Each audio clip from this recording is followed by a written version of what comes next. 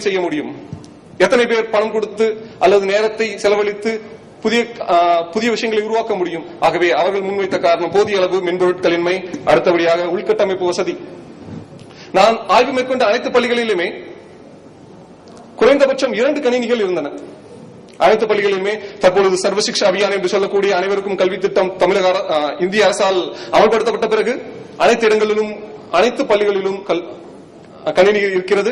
ஆனால் ஆசிரியர்கள் எதற்கு பயன்படுத்துகிறார்கள் என்று பார்த்தீர்களானால் கேள்வித்தாள் தயாரிப்பதற்கு மட்டுமே பெரும்பாலும் பயன்படுத்துகிறார்கள். இருக்கின்ற இடத்தையும் பயன்படுத்த முடியவில்லை. பெரும்பாலான பள்ளிகளில் பல்லூடக வசதியோ மற்ற பிற இணையதள வசதியோ இல்லாத காரணத்தினாலும் அவர்களால் அதுவும் ஒரு தடைக்கலாக அவர்களுக்கு இருந்திருக்கிறது. இறுதியாக அவர்கள் அடிக்கோடிட்டு சொன்ன ஒரு காரணம் என்ன என்று பார்த்தீர்களானால் நேரமின்மை. ஆசிரியருக்கு நேரமின்மை அல்ல, பெரும்பாலான பள்ளிகளில் தமிழுக்கு முக்கியத்துவம் கொடுப்பது என்பது ஒரு சவாலான விஷயமாக காணப்படுகிறது. மற்ற மொழிக்கோ அல்லது மற்ற பாடப்பிரிவினருக்கோ கொடுக்கக்கூடிய முக்கியத்துவம் தமிழுக்கு கொடுக்கப்படுவதில்லை. வாரத்தில் 5 வகுப்புகள் ஒதுக்கி இருந்தால் ஒருவேளை ஒரு ஆங்கில ஆசிரியரோ அல்லது ஒரு மற்ற கணித ஆசிரியரோ அந்த பாடத்திட்டத்தை முடிக்கவில்லை என்றால் முதலில் அவர்கள் அணுகுவது தமிழ் ஆசிரியர்கள். ஏனென்றால்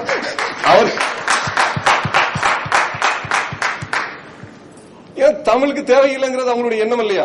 தமிழ் எங்க வேணாலும் கத்துட்டு போயிருவாங்க, போற போக்குல கத்துட்டு போயிருவாங்க அப்படிங்கிறது எண்ணம் அவருடைய எண்ணம். ஆகவே அவர்கள் முன்வைத்த காரணம் எங்களுக்கு கொடுக்கப்படுகின்ற நேரமோ பாடத்தை நடத்துவதற்கு ஒதுக்கப்பட்ட நேரமோ மிகவும் குறைவு. அந்த நேரத்தில் நாங்கள் பாடத்திட்டத்தை சிலபஸ் என்று சொல்லக்கூடிய பாடத்திட்டத்தை நாங்கள் முடிப்பதிலே கண்ணும் கருத்துமாக இருக்கிறோம். இதற்கெல்லாம் எங்களுக்கு நேரமே இல்லை என்பது அவர்கள் வைத்த ஒரு காரணமாக வைத்திருக்கிறேன்.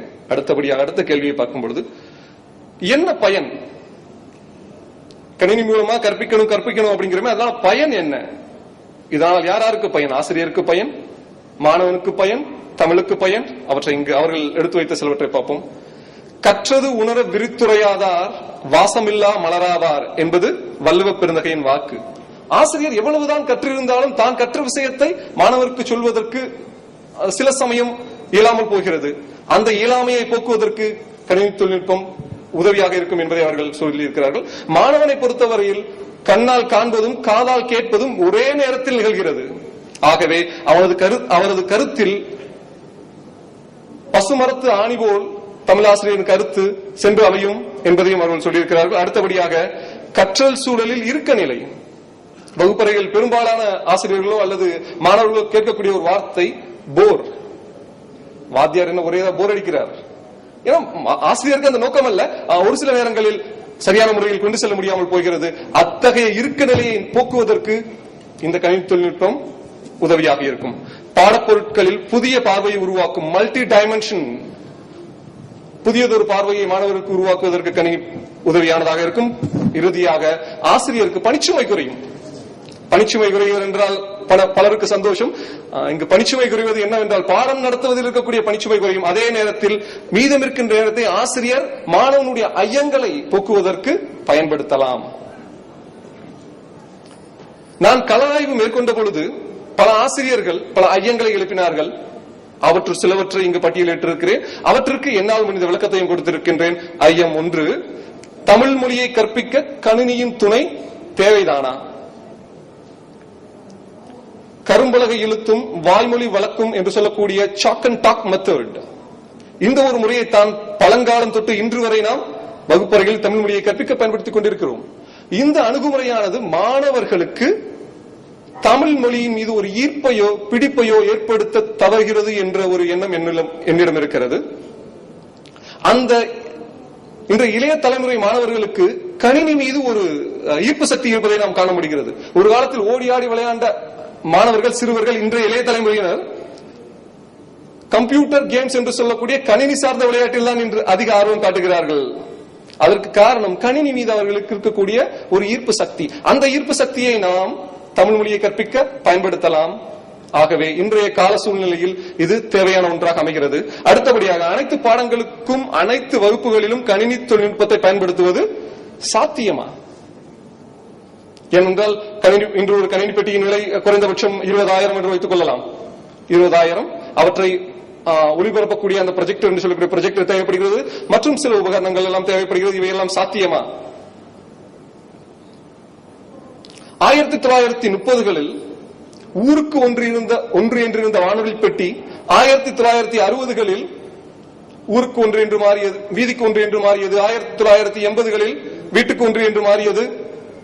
2000க்கு பின் கைபேசி வைத்திருக்கும் அனைவரிடமும் வானொலி வந்து சேர்ந்து விட்டது.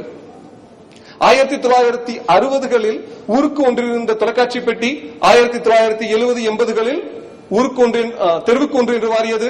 1990 2000 வாக்கில் வீட்டுக்கு ஒன்று என்று மாறியது. 2006க்கு பின் இலவச வண்ண தொலைக்காட்சி பெட்டி கொடுக்க ஆரம்பித்த பிறகு வீட்டில் அறைக்கு ஒன்று என்று கணினி மாறி இருக்கிறது. காலம் தொலைக்காட்சி பெட்டி மாறி இருக்கிறது. காலம் மாறும், அதே போல் கணினியும் நிக்கமர எல்லா இடத்திலும் நிறைந்திருக்கும் காலம் வெகு அருகில் இருக்கிறது. ஆகவே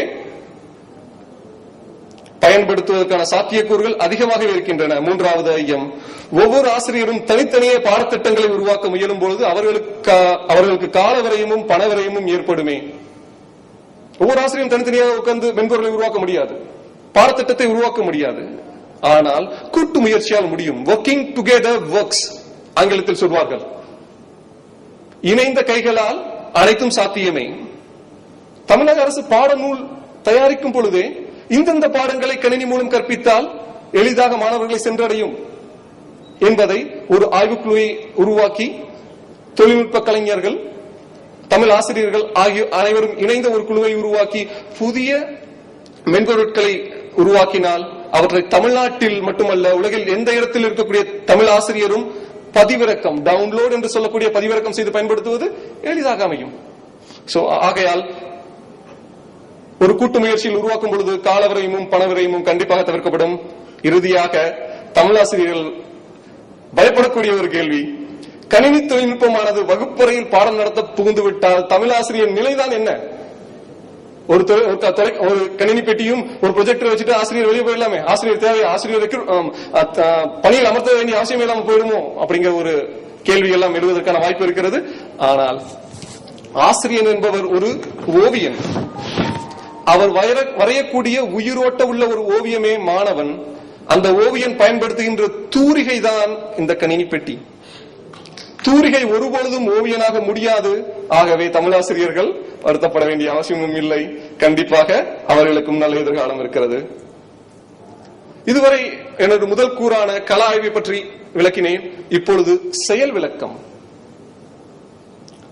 குறுந்தொகை பாடல் ஒன்றை எடுத்துக்கொண்டு அதை எவ்வாறு கணினி தொழில்நுட்பத்தின் மூலம் காட்சிப்படுத்த முடியும், ஒளிப்படுத்த முடியும், மாணவர்களின் கருத்தை கவர முடியும் என்பதை உங்கள் செயல்முறையில் விளக்கியுள்ளேன். முதலில் அப்பாடல், வேரல் வேலி வெட்கொட்பளவின் சாரல் நாட செவ்வியை யாகுமதி யாரகு அறிந்தசிந்தினோரே சாரல் சிறுகொட் பெரும்பலம் தூங்கி யாங்கிவள் உயிர்தவச் சிறிது காமமோ பெரிது. இயற்றியவர் கபிலர். குறுந்தொகை பாடல் எண் 18. முதலில் பாடல் பற்றிய ஒரு பொதுவான விஷயங்களை உங்களிடம் பகிர்ந்து கொள்கிறேன். இப்பாடல் குறிஞ்சித்திரையில் அமைந்துள்ளது. கூற்று தோழியின் கூற்று. இதை கேட்பவர் தலைவன். நோக்கம் வரைவு கடாயது. வரைவு கடாயது என்பது தலைவனை தலைவியை திருமணம் செய்து கொள்ளுமாறு வற்புறுத்துதல். தலைவன் காலம் தாழ்த்திக் கொண்டிருக்கிறான் திருமணம் செய்வதற்கு. ஆகவே தோழி இடித்துரைக்கிறாள், நீ காலம் நீட்டித்துக் கொண்டிருக்கிறாய், உடனடியாக திருமணம் செய்து கொள் என்பது. அதுதான் வரைவு கடாயது என்பது.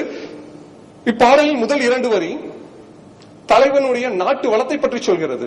வேரல் என்றால்